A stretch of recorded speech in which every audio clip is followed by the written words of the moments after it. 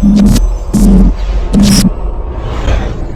what's going on, everybody? My name is Jordan, also known as JMonster. Thank you for joining me for another Third Age Reforged replay battle. Today I've got a 4 versus 4 on a dry lake bed, and it has a good mix of factions. One of the factions that people have had some concerns about in the past, and I'm going to address them again in this video, is Gondor. So here's a video where Gondor does pretty damned well. But in any case, let's take a look at the army comps, then we can get into the replay itself. I hope you guys enjoy it.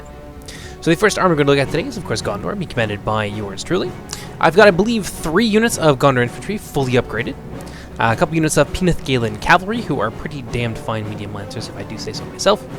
I've also got 2 units of Gondor cavalry with 1 armor upgrade, and the Gondor cavalry got a bit of an overhaul in the patch point 0.96.1. Ooh, yes, there it is. And, yeah, they've changed a little bit, so they are now spear cavalry, so they make a nice little anti-cavalry option for Gondor. They are by no means going to win any competitions against knights, for example, but they are a nice little option that is pretty cost-effective, and if you upgrade them, they become very tanky indeed. And they've got a decent amount of melee defense as well to try and back that up. I've also got a couple units of Curiandal Swordmasters. And actually, before we go on, let's address the elephant in the room that I haven't really seen anybody talk about, and it's a feature that I'm excited about, but I also want to see implemented differently, is the weather effects. So if you look at some of these units here, they are pretty damned dirty. Now, there's a couple options for how this might play out. I'm just going to, quick digression here, I know I do this all the time, but because I've heard some people talk about it, so I'm going to talk about it right now, and I'll just get it out in the open. I personally am not satisfied with how it looks, and there's a reason for that. Right now, it is based on how often your troops move around the battlefield, but as you will notice, before you even get out of the gate, a lot of your troops are going to be muddied and dirtied as if they've been fighting for a long time. This is especially prevalent with the mounted units. Let's take a look at some of them right now, who are absolutely filthy. And that is because, for whatever reason, when they shift in their seat, it counts as a lot more movement than it's supposed to. And I get the feeling that it counts the same for the infantry as they kind of shift in place and move around and are just generally a little bit lifelike. So there's an option moving forward, and that will maybe be to turn off the weather effects, except for when units are in combat. So solely when units are in combat and have seen fighting, that's when they start to get dirty and bloody. So, maybe it's a thing. But I figured that would come up at some point during this video because they're very, very prevalent, so I wanted to try and get that out of the way first. In any case, I've also got a couple units of Gondor Spearmen with 1 armor upgrade instead of 2, 2 units of Gondor Archers with 1 armor upgrade instead of 2. I've also got a unit of Athenian Rangers, and a couple units of Guards of Osgiliath Pikemen to back up my main line. And then finally, I got a little bit of Rammus Ekor Garrison here, and this is where my general will be hanging out, taking a page out of WK's book. Let's move on now to one of my allies. The first ally is the forces of Rudour, being commanded by Justuf. He's got some Rudour clansmen who actually have their armor upgrade, which you don't really see very often. They look really, really nice, and I think this brings them to 4 armor, so chainmail, so they are actually quite appropriate for how they look. Got some Rudour swordsmen as well, a lot of Dunmen pikemen, which makes a very, very cost-effective front line when you combine those 2 units together. And more troll hunters. I know a lot of people love these units. Very, very deadly and sexy indeed. They're also an Inspire unit for Rudour. So if you mix them in with your main line after they've used their javelin clutch, then they can help your front line stick around just a little bit longer. Not that Rudour has problems with morale, but in any case. A couple units here of the Dunmen hunters. I think it's just 1 unit of Renine Berserkers. Got some Dunmen spearmen as well. Get more Rudour swordsmen, another company of more troll hunters, which I think is going to be the general's bodyguard. Another unit of Rudour clansmen, and some Rudour swordsmen. So no cavalry on the field today. Almost a fully infantry force, which, given that they are facing down, I think, no less than 2 conned players, is definitely a big gamble. But in any case, let's move on now to my other ally. This is Isengard, being commanded by Solomon. He's been popping up a lot lately. Welcome back, Solomon. He's got some Warg Riders. 2 units of Warg Riders. 1 unit of Champions of the White Hand over there in the middle. Urukai infantry, who are really interesting with their armor upgrades. Actually, this is a unit that you want to upgrade, but I don't always do it because I don't like the armor upgrade that much. I don't like how samey they all look. I would have preferred a little bit more variety, but in any case. Yeah, a lot of Urukai infantry, some Urukai pikemen, Urukai crossbows, who I actually really love their new helmet. I think that was done by Cowering Coma, who's like our whiz kid when it comes to that sort of thing. Yeah, a couple units there of the crossbows, some Nazakai, 2 units of Nazakai. Wow, Solomon really threw down on his Nazakai. Oh, the Urukai Berserkers. You can upgrade them so they look like Nazakai. I didn't even know that, honestly. I feel kind of stupid for not knowing that. But I think that does it for the Isengard army, unless there's some hidden units in there that maybe we're not seeing. Some Snaga skirmishers, perhaps. But in any case, let's move on now to the 4th and final blue team army. we have the Misty Mountains being commanded by Pooflufferduck.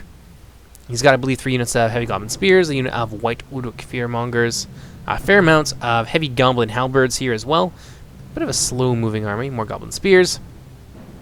In contrast to a slow-moving goblin infantry, he has the speedy trolls, the snow trolls, who have a nice little shield value, and they're also really fast, so good for messing with cavalry. Heavy goblin infantry, bulk champions, warg riders. Actually, this is really cool. I finally get to show off this unit. This is the Misty Mountain Troll Drummers. They're the Cave Troll Drummers, who are pretty damn cool, and use the new model that Crimson Behelit has added into the game. I don't think we have the regular Cave Trolls in the field today, which is a bit of a shame. More heavy goblin infantry. Unit here of the Goblin King's Bodyguard. Very useful for keeping your troops in the fight for a little bit longer, and it's more warg riders. I think that just about does it for the blue team. So let's move on to the red team. I'll see you guys in a moment. Opposite the field from the Misty Mountains, we have the forces of Umbar, who are very much in their element today, fighting out here in the desert, and they're being commanded by Mech Lango. Damn, they are dirty. I love the weather effects. I know that they're not popular with some people, but hopefully we get them working a little bit more sensibly. I'm sure you get what I mean by that. Just, it's weird when they stand in place and get dirty. Doesn't even happen to me, and didn't when I was a dirty little kid. So, in any case, Herodon Spearman here from Lango, who actually got a little bit cheaper in the hotfix. I think there's about 2 units there. Behind them, got some Southron Archers who got a little bit better. They're now more of a mid-tier unit, a little bit more armor and such. Behind them, Muhad Beast Hunters. Really a lot of missiles in this Herod army. Ballista as well, not something you see very often in the field, and that is going to precipitate Fluffy Duck into moving forward and rushing down his enemy, I am sure. More Muhad Beast Hunters, and then a mix here of what looks like, I think there's some Berserkers in there. I could be wrong. Yes, there's definitely some Berserkers mixed in there with the Muhad Beast Tamers. Muhads are now very much a front line for Herod. They're a lot cheaper than a lot of the other units, so you'll probably use them as building blocks and as numbers and stuff like that, which is kind of neat. 1 unit Trollman of Herod, some Demons of the Desert, a couple units here of the Herodon Raiders, Black Serpent Bodyguard, and then some Serpent Bodyguard as well. I don't know if there's any other hidden units here. I could be wrong about that. But I think that's it for Herod. Let's move on now to their ally. This is Khand, being commanded by Crimson Behelit, who I think has been playing a lot of Khand lately, which is a bit strange. I guess Isengard, his favorite faction, was taken, so go to your next best thing.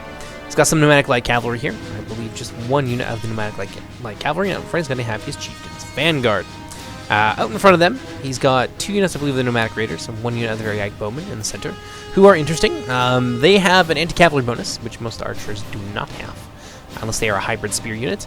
And they're pretty tanky. They've got heavy armor and they've got shields as well, so it's a hard decision between some of the Khanish archers. They all do, well, 2 of them do similar things, but they do them to different degrees, and there's a choice to be made there, which I quite enjoy, is what I'm getting at. Variag Cataphracts here from Crimson Behelit. Also got some Nurad Halberds as well. Behind them, Nomadic Light Infantry. More Nurad Halberds to compose his front line. And then behind that, he's got some Variag Warriors, who also have a anti-cavalry bonus, I should say.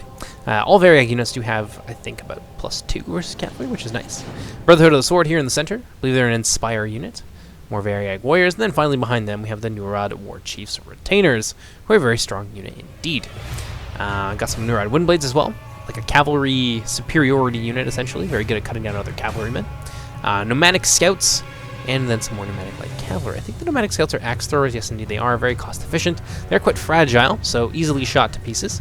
And then finally, we've got another, not quite finally, but moving on to the second Khand army, this one being commanded by Von Mountain. And this is very much his favorite faction. He was one of our stat designers for a very long time. I think he's sort of on an indefinite hiatus at this point, but he still does very much love Khand. His love for the faction is not dulled because of that. Got some Nomadic Light Cavalry, Nomadic Marauders, the dismounted version of the Nomadic Scouts. Again, another axe thrower unit. Nurad Footmen on the front line, Nomadic Raiders in behind them, and no less than 2 Blackfire Hwacha, which are interesting. I can't decide if the unit is a little bit ridiculous under the right circumstances or not. They don't have a lot of ammo. I think they've only got about 3 volleys each, but their volleys go on forever. And when you bring 2 of them like this, well, you can put a lot of rockets downfield, and that can be a bit of a pain. But as it is now, it's not extremely broken. But I don't know. Maybe we'll see some rebalancing in the future. Anyways, I'm getting off track here. Nomadic Raiders, more Nurad Footmen, and some Nomadic Marauders. I'm going to mix those in with some Variag Cataphracts. Nomadic Axemen, a lot of Nomadic Axemen here. I think maybe just 1 unit. Nomadic Light Cavalry, a lot of Horse Archers. Brotherhood of the Sword, and finally another Chieftain Vanguard unit just to round off this massive missile lineup here from Vaughn Mountain. And then I think we covered the pneumatic light cavalry over there on his wing. So now we move on to the fourth and final Red Team army. We have Umbar being commanded by new player 195. He's got some Corsair archers out front, and this is a build, or builds like it, seem to be becoming more and more popular with Umbar, which is interesting because they're very much infantry focused, but a lot of people like to bring a lot of missiles with them. So that's an interesting evolution of the meta right there. But yes, behind the Corsair archers, got some Belgier archers, Belgier footmen in loose formation to defend them. A lot of Corsair infantry here, who got actually a bit of a facelift, an aesthetic facelift, but it's quite subtle. I think they got like a little bit of tweaks there, but they have a really nice upgrade model as well now too, which is like a big pseudo-heavy mail. But a lot of Corsair infantry, some Corsairs over here as well. More and more Corsairs. Very much a numbers approach here from Umbar this time around. Corsair Savages, Numenorean Lancers, looking very, very dirty indeed. Warlords of Umbar, very strong cavalry superiority unit, and of course some Castamar's Legion, because it would not be an Umbar army without them. Narnar Royal Guard, and I think they have a unit of Rangers around somewhere, perhaps. I'm almost certain they have a unit of Rangers hiding somewhere in here. But yeah, that does it for the army comps. Let's go ahead and get into the replay. Now, this face-off here between Rudauer and Kund is actually going to be a little bit interesting. The Rudauer player, because they didn't bring any cavalry, they've opted for a very defensive deployment, but that actually plays into the hands of Kund quite nicely. You can see those Black Fire Wacha winding up there, and let's see the result. It's quite spectacular once one of those things begins to fire, but two it's a beautiful thing.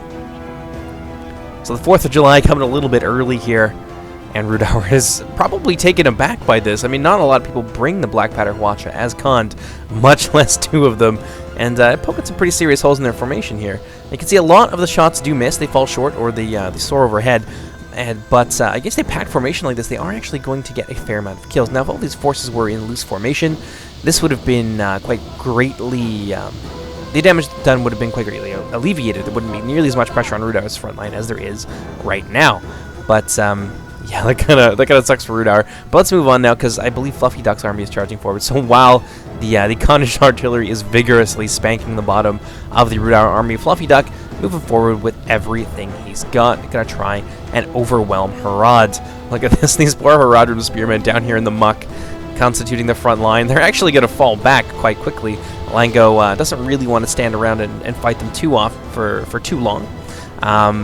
And he's actually moving a lot of his forces forward to try and blunt this massive charge here from Fluffy Duck. Fluffy Duck going to swing wide around his flank, but these Black Serpent Guard already in place. And they're going to give it to those heavy goblin infantry. Ooh, that is really going to hurt. A lot of those goblins there dying. Actually, well over half the unit. That was quite devastating indeed. But they are going to be pinned in place by a nice flanking movement here from the heavy goblin spears.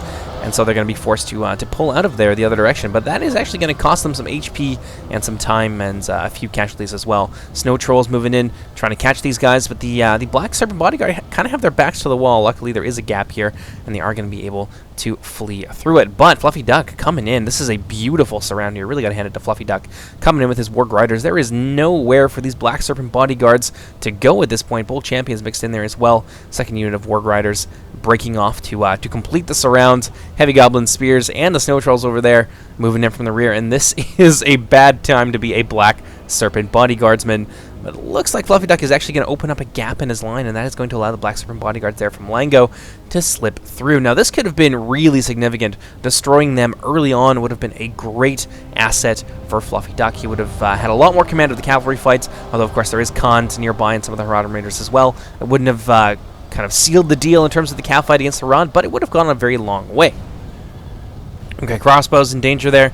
I got some varied cataphracts from Crimson Bethelite here that were moving in to maybe take a bite out of those Urkai crossbows. But the Warg Riders from Solomon, actually from Isengard, are going to be able to get in there and get a piece of those Black Serpent Bodyguards, and that is going to be an ugly thing indeed. Ooh, oh, is that from the Harad's own ballista? Oh, that is very unfortunate indeed. That fire damage plus the fear from the wargs actually almost routs the Black Serpents, but their troubles are not yet over, as more and more Fluffy Duck's Warg Riders are moving in for the kill, and it looks like they might catch them. Oh, they are going to clip some of the unit, but ultimately, Black Serpent Bodyguards are going to be able to get through and retreat behind friendly lines, but the Warg Riders are going to pursue them straight into the Nomadic Raiders of Kand. Things looking pretty ugly over here for Khans and their ally Harad at the time, for the time being. Meanwhile, on Von Mountain side of the battle, Blackwater Hawacha are conserving their ammunition, and Rudauer is just kind of recovering from that display of overwhelming ranged firepower, and they're going to hold their ground for the time being, which is a good idea. Against Khan, when you don't have any cavalry, it's really not a whole lot that they can do. I'm actually going to move in some of my own cavalry. Got my Pithgalen cavalry here, and a company of my Gondor cavalry as well, who are anti-cav. And I'm going to hide my other company over here behind this rock face. I'm going to be using them to harass fairly lightly the archer companies of Umbar as they move in. And I've actually put a unit of my Gondor spears right here to block off this area. And I see that a lot of his cav has actually moved their way over here, so I want to try and keep them in place for as long as possible. I can see him moving a lot of forces to this mountain, or to this rocky pass here, and it looks like maybe he might be amassing for an assault on my thin line of spearmen. So I'm actually going to move in with some important units. Got my Pelargir Marines here as well. I think I missed them during the army comp phase, but I actually have 2 units of them, and I've got a unit of Athelian Rangers nearby as well. So if they want to funnel their way in here, well, I'm going to have some pretty good answers to that, and of course the rest of my my flank and my ally are going to be well defended with both my cavalry and my infantry line, which I have brought forward as well, keeping them just out of archer range and keeping my archers out in front. But let's pop back on over to Fluffy Duck's side of the battle. This is where the real chaos is going down. Fluffy Duck's infantry fighting against the Muhads, not doing too badly, but there is a significant hill advantage here, and with a lot of these pikes on the front lines, the heavy goblin spears are not going to have an easy time at pushing their way through that. They don't really have a ton of answers to the range of the Muhad pikemen. Meanwhile, in the center, Fluffy Duck's army has really taken a beating, and it's looking like this might be a pretty solid victory for Harad. Surprisingly enough, I mean, Misty Mountains in the previous patch in 0.96 was very much of a steamroller faction, but yeah, now Fluffy Duck has really run into a bit of a wall here, and Harad seems to be performing still quite well in the infantry fight, despite a lot of the nerfs that they received in the previous patch. So that's good to see. Fluffy Duck moving in with some reserves now. It looks like they got some Mountain Orc Berserkers, who I think I probably missed during the army comp phase, just because they are able to hide anywhere, so you know it happens. But there's not really a lot of great places where they can deploy. They don't have a lot of melee defense or a lot of armor. What they do have is AP and damage in spades. But against the defensive kind of formation here of pikes backed up with Muhad Berserkers, I don't think they're going to do very well. Oh yeah, hold on, check this out. That Serpent Guard there with the two-handed sword. It's one of the new, not general, officer units created by Crimson Behelit. Looks pretty damn cool. Let's get a picture of that. So my Medieval 2 did not appreciate that at all and actually crashed. So we're back more or less where we were previously, but let's go ahead and slow things down because there's a lot happening on the battlefield right now. Isengard has moved forward, and it looks like they're dealing with some of the Khandish Cataphracts here as well, who are being a real big pain for them. A lot of these Ward Riders have actually died because of the tender mercies of the Khandish Cavalry. Got some Neurad Windblades mixed in there with very high Cataphracts, and now Nomadic Light Cavalry moving in from the rear against the Isengard forces as well. This is not really looking all that handsome of a situation for Isengard. Meanwhile, the infantry fight, however, Isengard, they seem to be losing, but honestly, I would give it to the Isengard infantry in this fight. Got some Khandish Cataphracts there. Ooh, looks like they got themselves caught up in a couple units of Nazakai. I forgot that Solomon had 2 units of Nazakai, and those Cataphracts were almost completely destroyed. But there's not a lot of backline cap support for them right now. It looks like another unit of Cataphracts over here. These ones are from Von Mountain. Second company of Cataphracts moving in. This is the one that I thought got destroyed, but actually they're still around. They're going to be charging into the back of the Uruk infantry, but there are some pikes nearby, and they're going to manage to clip a few of them. It looks like 1 or 2 of the pikemen actually got run over. Countercharge here, and an attempted surround with the Uruk-hai pikemen. Let's see if that's going to do any damage. It seems like they killed a couple of the Cataphracts. Ooh, more than a couple. Quite a number of those Cataphracts ended up getting left behind, and at least 4 or 5 of them were left dead in the dirt. Meanwhile, the infantry fight swinging in favor of Isengard as they are massacring their way through the ranks of Crimson Behelit's Khandish infantry. Let's see what's going on over here. Looks like Misty has been completely destroyed. Oh, look who's back. Black Serpent Bodyguard still around, still being a problem for Misty. Charging into their back lines, probably getting some nice hammer and anvil strikes there. Looks like a lot of the wargs here tried to get around the Haradrim infantry formation, but it didn't work out very well for them. There's a lot of nearby support, although finally they managed to silence that ballista. So that's a nice little win for them. That's going to be a useful thing moving into the later stages of this game if Fluffy Duck is able to disable some of their important assets like that. But as it is, his army has been more or less completely destroyed. There's a unit here of Mountain Horde Berserkers running back, trying to hold down the front line all by themselves. Looks like one of the Khandish generals just went down, probably that of Crimson Behelit. Malengo's still in a good spot, though. I wonder what those Haradrim Raiders are firing at. Probably at some of the routing units here.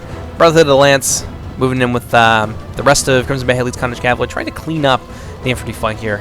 Oh man, these poor beleaguered Uruk-hai crossbows, basically denuded of most of their cavalry support, surrounded on all sides, getting fired at from the rear.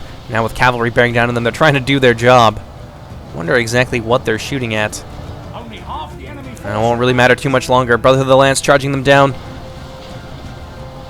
It looks like they managed to drop their lances at the last moment, but the Uruk-hai crossbows are no slouch in melee.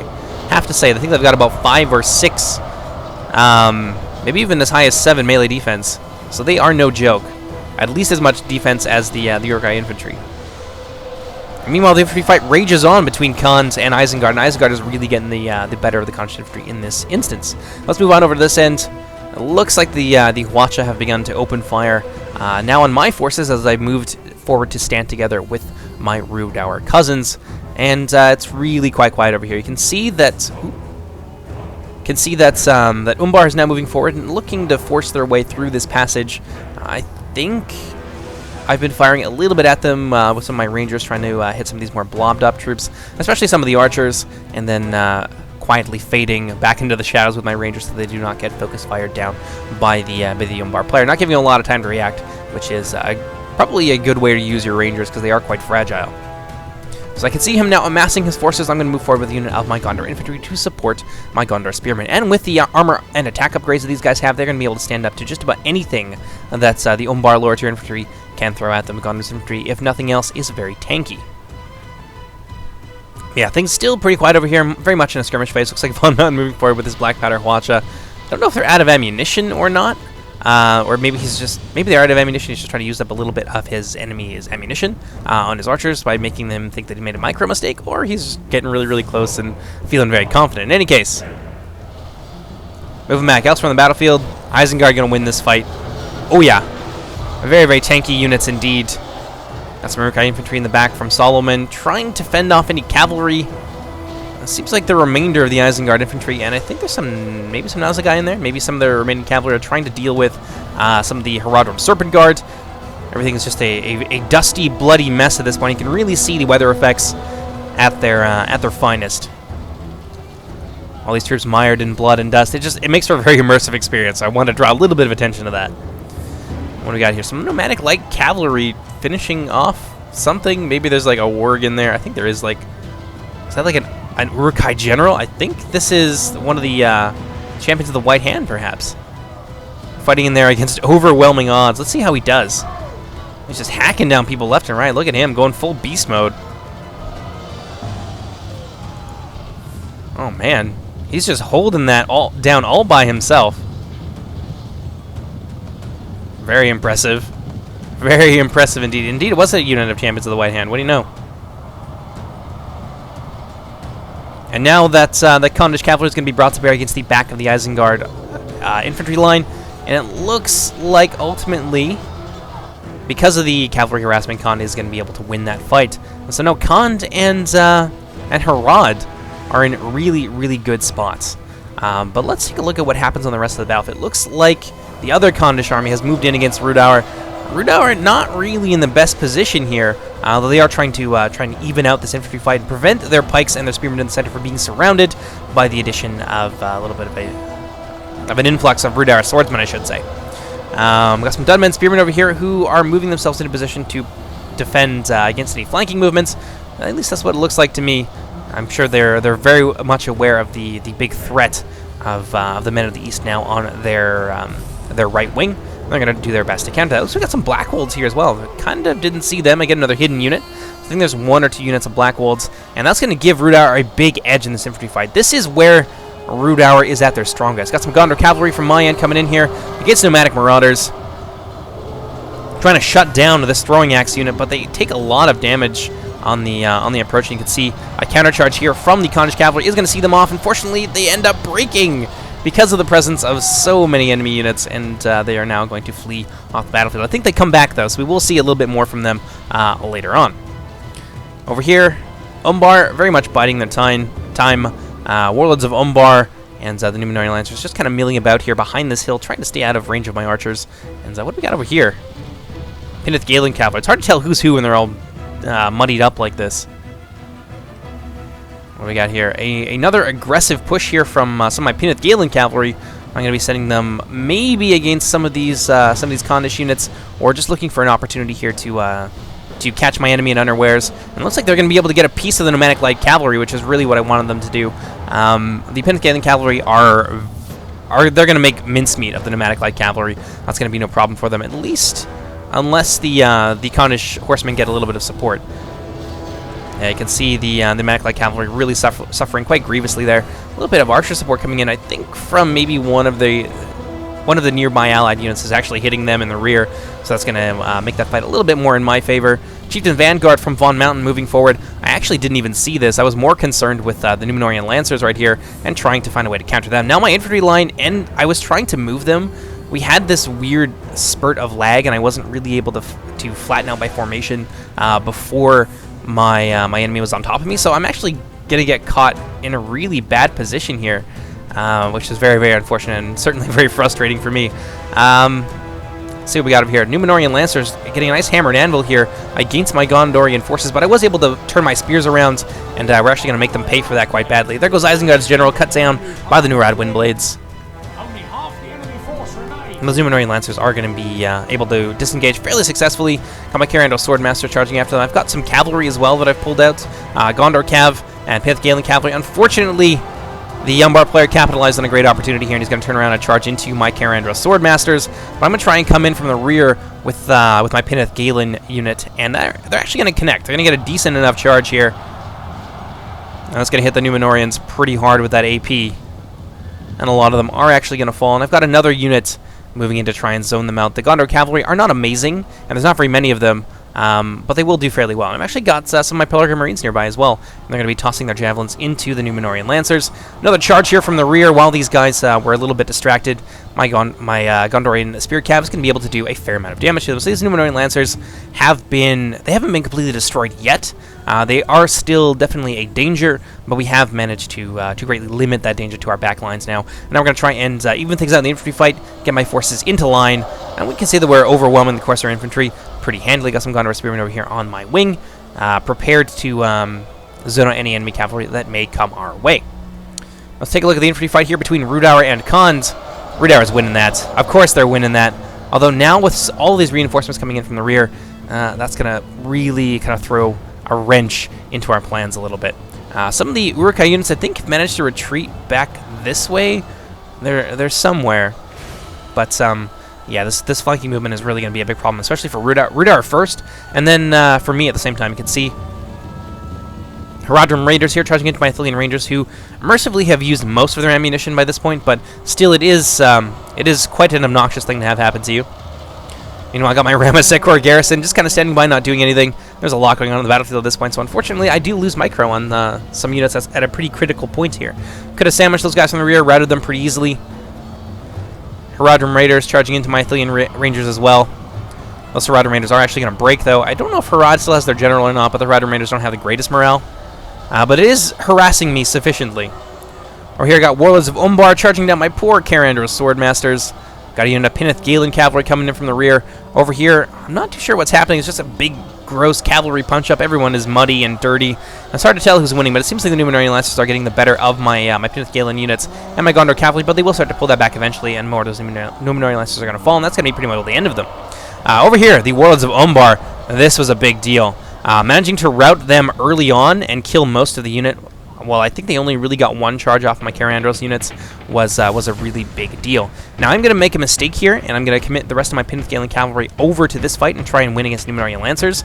But what I should have done is bring one of my smaller cavalry units to bear against the Warlords of Umbar, and make sure that they don't come back, because I'm pretty sure they are going to reform. And 9 units of Warlords of Umbar, or 9 men in a unit, is definitely a deadly thing indeed. Over here, looks like the cream of the crop has joined the fray. The Castamir's Legion, the best of Umbar, taking to the field against their northern cousins. I guess you can call them more their northern cousins, even if Gondor is the southern kingdom. But I am going to move in swiftly to counteract this. I've got some swordsmen nearby, and I've got my Pelargir Marines, who still have a fair amount of ammunition. I think I've got another company over here as well, and we're going to be converging on this blob, and we're going to focus fire it into oblivion. But we'll come back to that in just a few moments. Let's see how Rudauer is doing. Rudauer seems to have lost a little bit of micro at a pretty critical moment. There is still an opportunity here to shut down this flanking movement. There's not a ton of the Konish and Haradrim infantry left over, and I think that Rudauer, if they were to react a little bit more swiftly than this, they could deal with that pretty handily. Chieftain's Vanguard here from Von Mountain charging into the rear of some Rudauer swordsmen. They have a lot of attack on them, being an elite unit, and they are actually going to do pretty well when charging from the rear. Kill a lot of those swordsmen, and potentially rout them. Von Mountain is going to swiftly pull them out of there. Very slippery unit indeed, quite fast. Not the best armor, but still, definitely a problem. Nurad Warchief Retainers charging through the gap in Rudauer's lines. A gap that could have been filled by a unit like, say, these Ettenmoor Troll Hunters. Hopefully they get themselves into position. If they target down those Nurad Warchief Retainers, they're going to fall apart really fast. There's a lot of infantry here that could have been used to hold these guys in place as well. And it seems like Rudauer is kind of slipping here. Another charge from the rear by the Chieftain's Vanguard. Not really much of an answer to them, but the Chieftain's Vanguard are actually going to get themselves stuck on some pikes. That's not going to be great for them. Let's see if any of them manage to die. Yeah, a fair few of them from the looks of it. Von Mountain is going to swiftly pull them out of there, taking about a quarter of that unit's combat strength and damage. And there's still more yet to come. Let's see. The Chieftain's Vanguard going to get a piece of these guys? Are the Blackwolds going to do well? I'm pretty sure that they will. Oh man, they are massacring that Chieftain's Vanguard. If they manage to get Von Mountain's general, that's going to be curtains for his infantry force. So Rudauer has somehow managed to wipe out the remainder of both Crimson Behelites and Von Mountain's infantry forces, which is really a big deal at this point. But he's very blobbed up, and I'm sure Harad is going to be able to take full advantage of that fact. But let's pop on over to this end. Oh man, the Castamir's Legion, I think we kind of missed it a little bit, but they are basically no more. My javelins really did a number on them. You can see a lot of dead elite Umbar warriors lying face down in a puddle of their own blood. Ooh, some javelins coming into the flank of the Narnar Royal Guard. This is some great enfilading fire here and going to do a lot of damage to these units. Meanwhile, my my Gondor Spearmen not really up to the task of holding the line here against this overwhelming commitment of enemy forces, but they're doing an all right job. That's what they're there to do. Gondor Spearmen are not a killing machine, but they are there to hold, and they are quite good at that. And it looks like Isengard actually had some units in the fight as well, but they are going to break, and that's kind of going to spook some of my infantry a little bit. You can see the Guards of Osgiliath are actually shaken, despite the fact that they are winning this fight with overwhelming numbers, and my general is still alive. Gondor Spearmen finally going to break, unfortunately, and that's going to free up the Narnar Royal Guard, but they have taken some really serious damage so far. And I've still got archers. I am able to kind of focus fire down a little bit. This large blob of Corsair forces. Now, my number one target should be these Corsair Savages, but I actually didn't see them sitting there. So they have been sitting here for quite some time. So if I was able to destroy these guys quickly, then they would have amounted to nothing. But they will play an important role a little bit later on. But let's pop on over to the Rudauer and now Harad fight as Harad joins the fray against the tribesmen of the north. Variag Bowmen somehow fighting their way out of here. Dunman Pikemen moving in to try and support, but Rudauer is just so blobbed up at this point that's going to lend them to be quite easily surrounded. Looks like Von Mountain has moved in with a very depleted company here of Nomadic Marauders. Still got some Nomadic Raiders as well. Harad, I think, has some missile units, and they've got the Trollmen, so if they surround these units, they're going to break almost immediately, and that's going to be really, really unfortunate for Rudauer, and that's going to be curtains for me because my entire team will be out of the game at that point. Now let's go ahead and let's kick it into full speed here. Watch this final stand of the Rudauer forces as Harad converges on what remains of the tribesmen. Rudauer clansmen moving forward. Looks like they're trying to zone out maybe some of the cavalry in the back. I think I've been trying to do that as well. You can see I've still got a few cavalrymen left over, and a fair amount of infantry as well. But yeah, it's not going great for me either. Got my gunner infantry. They kind of pushed out here a little bit too far. I wanted to be aggressive and catch my enemy off guard, and while they were in loose formation, maybe kill quite a few of them, which my gunner infantry managed to do. But ultimately ended up, I think, not being the best idea. I should have just held back here, fought them in a choke point where those units were strongest, and yeah, it ended up kind of being a bit of a throwaway unit there, which really didn't need to happen. Pelargian Marines, I think these guys are out of ammunition now, and on the infantry fight, I am actually winning against the Corsairs, but it is taking time to carve through them. And now, as I said, the Corsair Savages moving their way around my wing. I am firing them with everything I got. I got Rangers, I got my 2 companies of Archers firing into these unarmored Corsair units, and they are going to do a lot of damage to them. Like, just watch the numbers drop. But it's just going to be too little, too late. They are going to manage to scoot around behind a lot of my gunner infantry as they are fighting some pretty tough units, and they are going to get a decent charge off. Meanwhile, in the back, it looks like we got some pneumatic light cavalry really harassing my poor general's bodyguard. But yeah, back to the Corsair Savages. Managed to kill a good portion of the unit, but they are going to charge into the rear of my gunner infantry, and that is going to be enough to break some of them. Naturally, they are very, very exposed here to a lot of my archer fire, and this is going to be a very short-lived attack, but it is still one that makes a difference, especially if I lose 60 gunner infantry to this. That would be a bad thing indeed. Hopefully they manage to stabilize, but unfortunately they break. I would have been smarter to have my my Ramasek or Garrison a little bit closer to my front line, try and support them, but I thought I could destroy the Corsair Savages before they managed to cause any significant harm, but they managed to rout a lot of my Gondor infantry, and a lot of them are actually going to die in that retreat as well. Now the Corsair Savages charging forwards, surprisingly not routing after taking a significant amount of damage. I'm going to charge into the rear of the rest of my forces, but there's not going to be enough of them left over to really do anything to my Gondor infantry. But I am going to make a mistake here by firing basically freely into the rear of my own forces, even with some of my Rangers. That's a pretty big lapse on my part. And the Corsair Savages are, in that way, going to end up doing a lot more damage than they otherwise might have. It looks like the Rudar General just went down in combat against the Kondish Nurad Retainers. Not too sure how many of them are left. Not many, only about 10. But yeah, with the addition of Herod's forces, it's going to be overwhelming for Rudauer, and especially with some of the skirmishers that are bearing down on these lightly armored Dunman pikemen. They're going to break nearly immediately. Still, the percentages are fairly close. We're in about 3% of each other. But my only hope is to deal with Umbar swiftly and completely destroy them, and then move on to reforming my line in order to receive the charge from the rest of the victorious men of the East. Over here, my Ramasek or Garrison, they've been dealing with these nomadic light cavalry. I think I got some Pineth Galen cav in there. I'm just trying to kill these guys in as great a numbers as possible so they are no longer a problem for me. And move in with my Ramasek or Garrison, try and support my Pineth Galen cavalry. But ultimately, those very swift nomadic light horsemen are going to be able to disengage and flee. Gondor archers now out of ammunition for the most part, as my resources are becoming very, very thinly stretched indeed. The fight against Umbar is a foregone conclusion, and with the Umbar general down, that is going to precipitate a rout amongst the remaining Corsairs, and I'm going to be able to run them off the field pretty quickly. But yeah, at what cost? I lost a significant amount of my army doing this. A lot of really nice teamwork in the back lines with the allied cavalry from Khand and Herod, and of course Umbar themselves. It was just a lot for my very thinly stretched Gondor cavalrymen to deal with, although we have managed to do a reasonable job at it. You can see a lot of dead horsemen all over the place, dead warlords of Umbar and all that good stuff. But yeah, it's definitely taken a toll. And now at this point, I think I'm going to make a big mistake here by not bringing my Ramasek or Garrison back behind my lines and using them to support the rest of my forces. So now, Herod is almost on top of me. I've almost destroyed what remains of the Umbar forces. Over here, we've had a little bit of success. You can see a lot of dead Umbar units here, and now with an influx of my Carandor Swordmasters supporting my Gondor Spearmen, and I think some Pelargian Marines are mixed in there as well.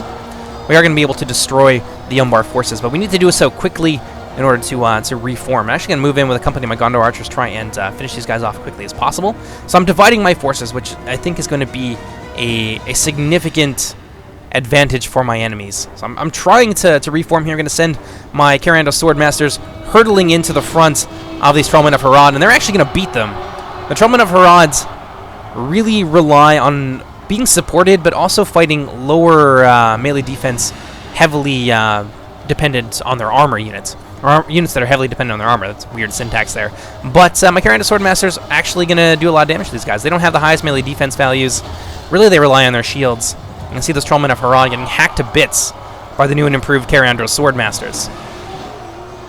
But with the addition of some Muhad Berserkers, that is going to be all she wrote for my poor Karando Swordmasters. There's actually some cavalry coming in from the rear as well. Pardon me. And now with the influx of yet more Trollmen, some Demons of the Desert, my Karando Swordmasters are not going to be able to hold the line indefinitely. Umbar still managing to hold out, however, although I think they would be they would definitely be overwhelmed eventually. But now the Muhad Berserkers moving in for a nice surround. Looks like some of my Gondor Spearmen being driven back, trying to deal with some of this cavalry running around in the back here. Still been a constant thorn in my side. I just didn't have enough cavalry to deal with everything that my enemies threw at me. Gondor Archers here, getting pulled into an extended melee. And there you go. My general, who was actually fighting against a significant number of the Muhad units, they were actually doing really well. They get routed here, and my general ends up being captured. And so that's going to precipitate a rout amongst the rest of my forces. Gondor Spearmen managing to get a piece of the Chieftain's Vanguard. Nicely chosen engagement there. But they're just not going to be able to do enough damage. And with so many of my units routing around me, even my reinforcements from the pass are not going to be able to hold the line. If I had my general and he was supporting me, I probably would have been able to win this fight, especially with my reinforcements. But ultimately, yeah, I am going to be driven back, and my army is going to be routed and scattered. So very unfortunate. You can see a lot of my forces still running away. But yeah, that's the way the cookie crumbles sometimes. Karando Swordmasters here managing to surround a significant number of these Muhad units. They would have devastated this pocket. I was so disappointed. They would have even cut their way through the Demons of the Desert. But you can see my forces being overrun, and the men of the West are in full retreat. And that is going to be all she wrote. Let's witness the last stand here. I think it's my Karando Swordmasters are the last men of Gondor to stick around. And there goes the enemy general. Imagine if I still had an army at this point. This might have been a salvageable situation. Alas, it was not to be. I can't believe it. Some of these are in our Royal Guard still alive, while many of my valiant warriors of Gondor have fallen. And ultimately, my Karando Swordmasters are going to be surrounded and destroyed. And that's going to be it. Still a very close battle, 97 to 93. Not a whole lot left from our enemies, but let's take a quick look here. And just look at the scale of this 4v4. I really love 4v4s for this reason, because when you're done with the 4v4, if it's been a good game, this is what you're gonna have. This is the treat you're gonna have to feast your eyes on as kind of a post-battle victory celebration. There's gonna be dead bodies all over the place. It really gives a sense of scale. Like you actually fought a real battle here instead of like 2,000 forces fighting 2,000 others, which is really just a fraction of the size of an actual army. But in any case, let's go ahead, kick it into full speed. Let's even speed it up a little bit, and let's take a look at some of the kills. I did very well as Gondor. 2,000 kills there. Very, very nice indeed. Inching towards the 2,100 mark. Everyone got a fair amount of kills, although unfortunately Solomon, without the cavalry support, he wasn't able to do the work with his Isengard infantry that he might have otherwise been able to do. There's just a lot of Khandish cavalry to have to face down. Two armies of Khand with all the cavalry that they brought. It was a nightmare. And then, of course, there was Harad alongside them. So they ended up just getting overwhelmed. Fluffy Duck, pardon me, unfortunately getting himself quite swiftly destroyed. And a lot of that had to do with the hill advantage, I think, of the Haradrim forces. And the geography as well. If you guys noticed a little bit earlier on, there was a large cliff, essentially, that stopped him from surrounding Harad on their left wing and potentially rolling up their line and breaking it with his very numerous goblin units, hammer and anviling them with his wargs or using his trolls effectively. So he was a little bit hampered by terrain there, but still, the Harad player they dealt with that quite well, and they really had a lot of counters to his army. And the rest of the enemy team as well did very, very well. Lengo getting nearly 2,600 kills, very impressive, and the rest of his team did quite well as well. Now, I know many people want to look at the casualties, so I'm just going to slowly go through this, and you can pause it enjoy it on your own time. Athelian Rangers, 300 kills, not bad at all. Gondor Infantry, fair amount of kills there as well. Kirando Swordmasters performed very, very nicely indeed. I'm very pleased with how that unit has come along. But yeah, in any case, hope you guys enjoyed this battle. Coming up next, we're going to have a couple more replays. Two of them are going to be... One's going to be a 1v1, the other is going to be a very large 3v5 siege, which is pretty cool. So in any case, my name is Jordan, also known as JMonster. Hope you guys enjoyed this, and I'll see you next time. Hey everybody, bye-bye!